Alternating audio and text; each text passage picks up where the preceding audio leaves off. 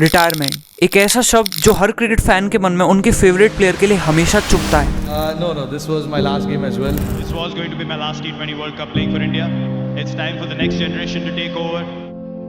जिन players को हमेशा से ही फील्ड पर बड़े बड़े चौके और छक्के लगाते हुए देख जो फैंस खुश होते हैं, वो ये बिलीव ही नहीं कर सकते कि अब उनका फेवरेट प्लेयर दोबारा उन्हें फील्ड में नहीं दिखेगा। और ज्यादातर प्लेयर्स की रिटायरमेंट की वजह होती है या तो उनकी एज या फिर इंजरी या फिर ज्यादा से ज्यादा खराब फॉर्म के चलते। लेकिन क्रिकेट की दुनिया में एक ऐसी टीम भी है जिनके प्लेयर्स काफी अच्छी form, a good age, even team के लिए काफी अच्छा कंट्रीब्यूशन करने के बावजूद काफी अर्ली एज में क्रिकेट को अलविदा कह देते हैं। और वो प्लेयर्स हैं none other than South African players. वहीं अगर साउथ अफ्रीकन टीम्स के पिछले आईसीसी टूर्नामेंट्स के रिकॉर्ड्स की बात करें तो वो काफी इंप्रेसिव हैं, जहां पिछले 4-5 सालों में साउथ अफ्रीका ने अपने बलबूते पर फाइनल्स और सेमीफाइनल्स में अपनी जगह बनाई है। लेकिन इस सब के बावजूद आखिर ऐसी क्या वजह है इनके प्लेयर्स क्रिकेट को इतना ज्यादा जल्दी छोड़ने पर मजबूर हो रहे हैं? AB de Villiers, Hashim Amla, Morne Morkel और अभी हाल ही में हेनरिक क्लासन। क्या आपको पता है इन सारे प्लेयर्स में कॉमन क्या है? कि इन्होंने क्रिकेट के सारे फॉर्मेट से रिटायरमेंट तब लिया जब ये अपने मिड 30s में थे। तो क्या है ऐसी वजह जो साउथ अफ्रीकन प्लेयर्स को अपनी ही टीम के लिए खेलने से रोक देती है? Let's find out.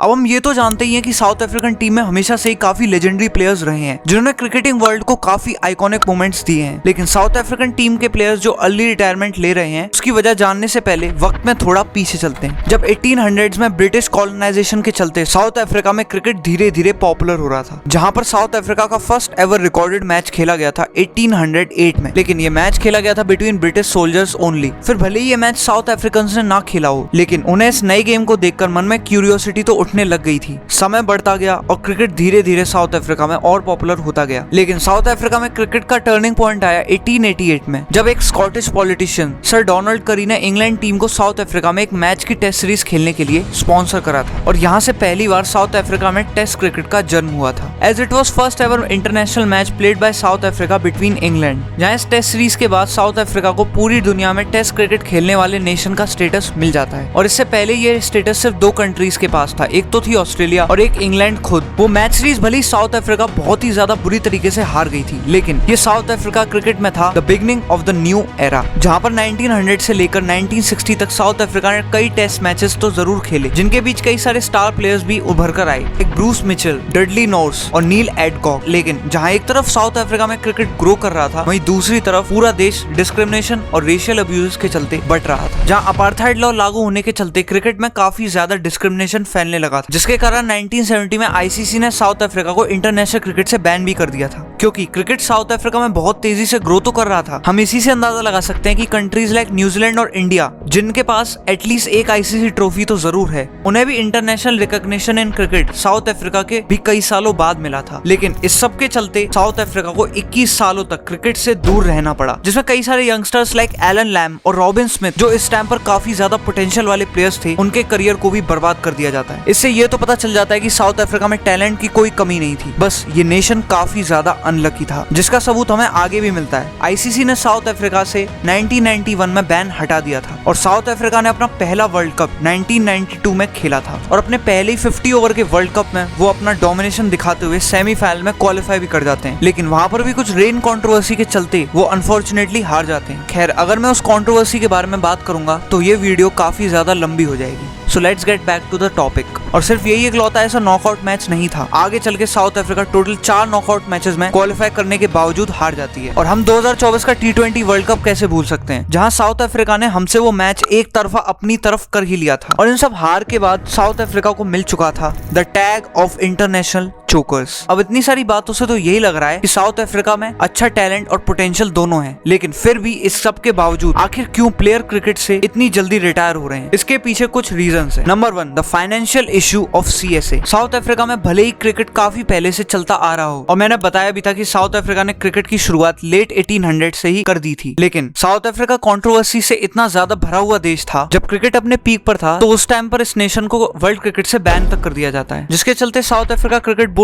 आज भी फाइनेंशियल इश्यूज फेस कर रहा है। आप इसी से अंदाजा लगाओ कि क्रिकेट बोर्ड्स लाइक पाकिस्तान और बांग्लादेश, जिनका रेवेन्यू तक साउथ अफ्रीका से ज्यादा है, जिसके चलते कई क्रिकेटर्स को सेंट्रल कॉन्ट्रैक्ट से हटा दिया जाता है, जो कि एक रीजन आता है due to lack of financial funding. As world cricket में देखें तो हमें पता चलेगा कि क्रिकेट का ऑलमोस्ट 90% से ज्यादा वेल्थ तो बीसीसीआई ऑलरेडी होल्ड करता है। हमने ऑलरेडी उस पर एक वीडियो बना रखी है, अगर आप उसे देखना चाहते हो तो आई बटन पर क्लिक करो, नहीं तो लिंक डिस्क्रिप्शन में मिल ही जाएगा। जिसके कारण बाकी cricket boards like south Africa को अपने प्लेयर्स की सैलरी देने के लिए उतने पैसे नहीं होते। तो या तो बोर्ड प्लेयर्स की सैलरी कम करता है या फिर कुछ अच्छे प्लेयर्स को सेंट्रल कॉन्ट्रैक्ट तक नहीं मिलता। जिसका सबसे बड़ा रिसेंट एग्जांपल है हेनरिक क्लासन, जिन्हें सीएसए ने अपने सेंट्रल कॉन्ट्रैक्ट की लिस्ट में शामिल तक नहीं करा। जबकि हेनरिक क्लासन ने 2024 के T20 वर्ल्ड कप में बहुत ही ज्यादा अच्छा परफॉर्म करा था, लेकिन इस सबके बावजूद उन्हें सेंट्रल कॉन्ट्रैक्ट से हटा दिया जाता है। जिसके कारण रिसेंटली हेनरिक क्लासन ने क्रिकेट के सारे फॉर्मेट से रिटायरमेंट ले लिया at just the age of 34। और हम देख ही सकते हैं उनके रिसेंट परफॉर्मेंसेस जो काफी डिसेंट हैं, लेकिन इस सब के बावजूद उन्हें क्रिकेट को अलविदा कहना पड़ा। Number 2, attracting world cricket leagues. हमें ये तो पता ही है कि पूरे क्रिकेट वर्ल्ड में काफी सारी क्रिकेट लीग्स हैं, लाइक BBL, PSL, IPL और भी काफी सारी, जहां पर कई प्लेयर्स इन क्रिकेट लीग्स में जाने से नहीं कतराते। जिसकी सबसे बड़ी वजह है कि इन लीग से मिलने वाली ब्रांडिंग और पैसा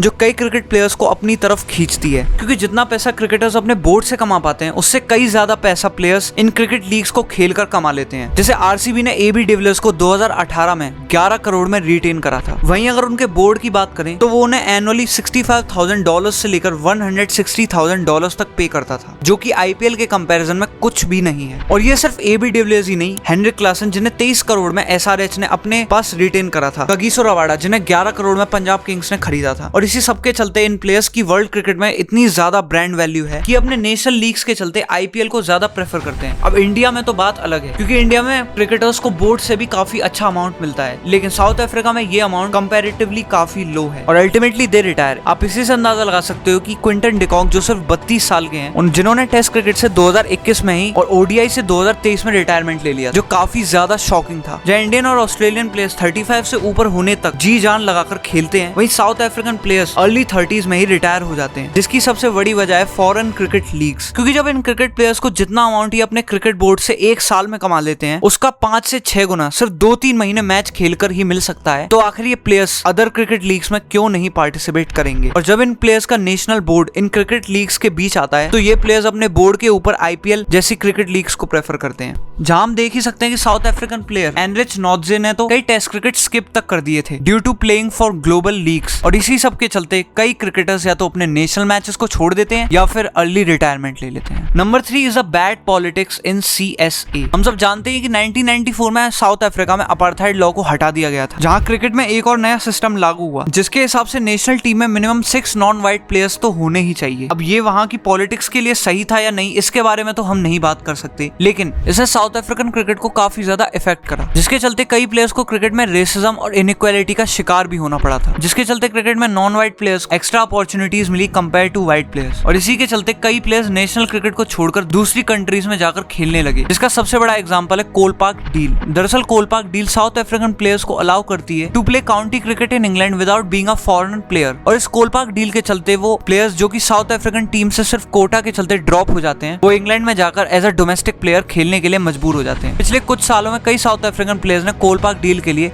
अपने नेशनल क्रिकेट को छोड़ा था। 2016 में साउथ अफ्रीका वर्सेस श्रीलंका के टेस्ट के लिए काइल अबॉट के बदले कगिसो रबाडा को टीम में शामिल किया गया था, जबकि उस टाइम पर काइल अबॉट अपने पीक पर थे, जिसके चलते काइल अबॉट ने 2017 में ही साउथ अफ्रीका क्रिकेट से रिटायर होकर हैम्पशायर क्रिकेट इंग्लैंड के साथ कोलपार्क डील साइन कर ली और वो अब तक इंग्लैंड में खेलते हैं। खैर, अगर एक और main reason South African cricket के रिटायरमेंट के बारे में बात करें तो वो है no ICC trophies. South Africa पिछले 33 सालों से ICC टूर्नामेंट का पार्ट रहा है, जहां पर कई सारे प्लेयर्स ने अपने करियर बनाए, अपनी एक अच्छी खासी रेपुटेशन वर्ल्ड क्रिकेट में बनाई। यहाँ तक कि साउथ अफ्रीकन प्लेयर्स अपनी टीम के लिए कई सालों से अपना 100% से भी ज्यादा देते आए हैं। लेकिन इस सबके बावजूद अगर आप इतने सालों से टीम के लिए खेलते हुए एक ट्रॉफी नहीं जीत पा रहे, ये क्रिकेटर्स को काफी ज्यादा डिमोटिवेट करता है। 1992 में वर्ल्ड कप सेमीफाइनल, जहां साउथ अफ्रीका पहला वर्ल्ड कप होते हुए भी हार जाती है, जिसमें उनकी कोई गलती भी नहीं थी, बस वो एक स्टूपिड सी रेन कंट्रोवर्सी के चलते साउथ अफ्रीका अपना पहला वर्ल्ड कप गवा देती है। और यही नहीं, पिछले 33 सालों में साउथ अफ्रीका ने जितने नॉकआउट टूर्नामेंट खेले उनमें उन्हें हार ही मिली है, या तो कभी सेमीफाइनल से बाहर हो जाते या फिर कभी रन रेट के चलते वो क्वालिफाई ना कर पाते, जिसके चलते उन्हें वर्ल्ड क्रिकेट में द बिगेस्ट चोकर्स का टैग तक मिल चुका है। हमें आज भी याद होगा AB डिविलियर्स का वो इमोशनल ब्रेकडाउन जो उन्हें 2015 के वर्ल्ड कप सेमीफाइनल में क्लोजली एक बॉल से हारने के बाद हुआ था।